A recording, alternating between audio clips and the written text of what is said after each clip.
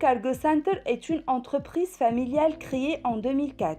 Elle a pris comme forme juridique société à responsabilité limitée.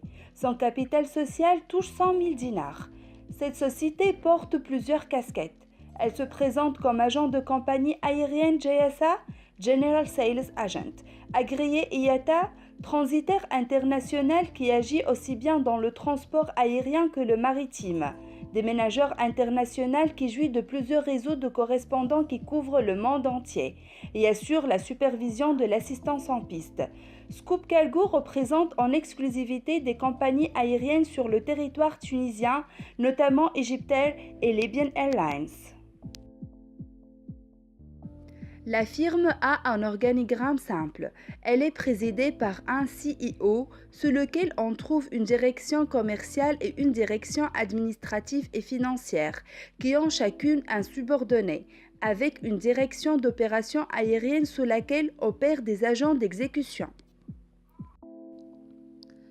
L'exportateur se présente à la compagnie aérienne pour formuler une demande de réservation et de transport de sa marchandise vers une destination donnée qui est généralement l'aéroport de déchargement choisi par son client. Il va sans dire que dans ces conditions, l'exportateur est tenu de donner les informations suivantes à son prestataire de service qui est la compagnie aérienne, telles que la destination finale de la marchandise, c'est-à-dire l'aéroport de destination, le nombre de colis, les dimensions, la nature de l'emballage, le poids et bien évidemment la nature de la marchandise, ainsi que la date de départ. La compagnie, à son tour, devrait s'assurer qu'elle est en mesure de transporter la marchandise vers la destination requise au moment voulu par l'exportateur, tout en tenant compte de plusieurs paramètres. Tels que la disponibilité des vols vers la destination requise, elle doit s'assurer de la disponibilité des espaces en soute-avions.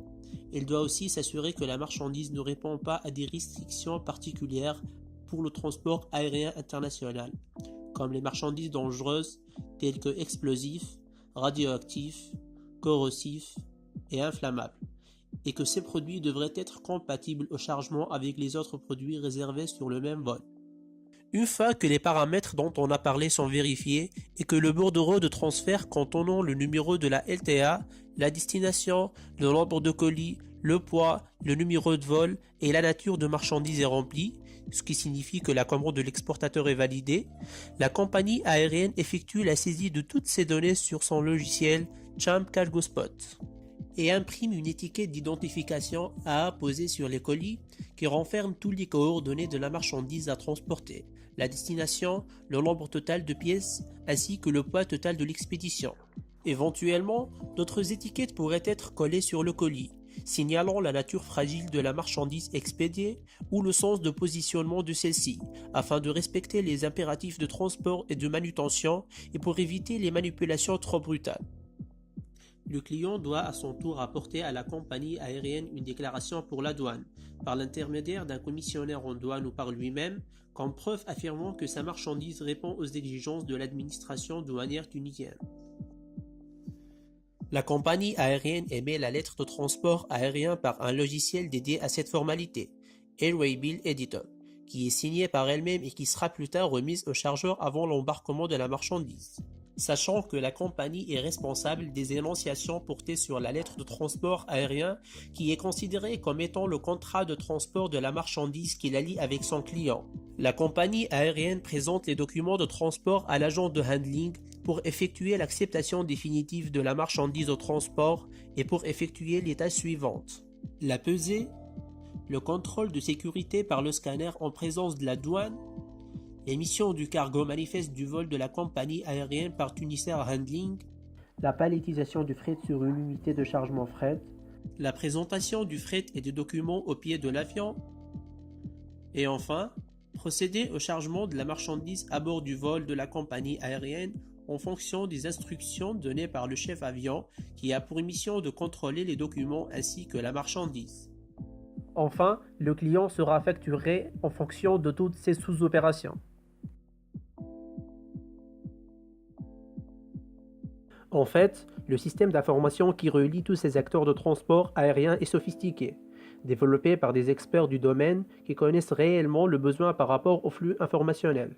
Mais dans le cadre du secteur de transport aérien tunisien, les personnels qui agissent sur ce système d'information ne sont pas assez formés et n'ont pas les compétences requises pour atteindre les objectifs escomptés. Surtout les employés qui travaillent au profit des compagnies étatiques et des administrations publiques concernées par ces transactions. Cependant, il convient de numériser quelques opérations, telles que la transmission du bordereau de transfert, de la déclaration de la douane, qui s'effectue de main en main entre la compagnie aérienne, l'agent handling et la douane, ce qui ralentit un peu l'opération export. Et cela permettrait aussi d'éviter tout échange informel entre les employés. Ce qu'on a remarqué en plus, c'est que Scoop Cargo Center ne cherche pas à attirer d'autres clients potentiels.